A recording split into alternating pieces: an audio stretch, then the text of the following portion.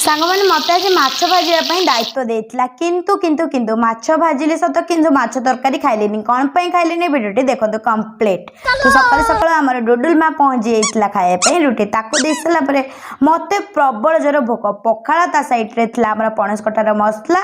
बड़ी दला ता बड़ी तो ना हेनी ना कौन कहते सांग मैंने ठीक कहली ना तो चलतु आम आगे बढ़ा आगे जीवन फास्ट टाइम गोटे माचिस फटाफट चुली लगे से गर्व अनुभव होता जमीक मैट्रिक रे भी होता बुझीपार तो मो कथाटा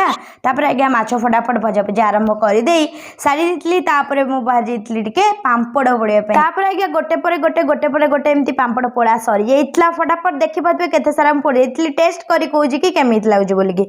आज्ञा पोड़ा भेंडी कंचा टमाटर था छोट छोट पियाज कंचा लंका गोटे बढ़िया पागटे दला दली करके रेडी कर पकई बड़ी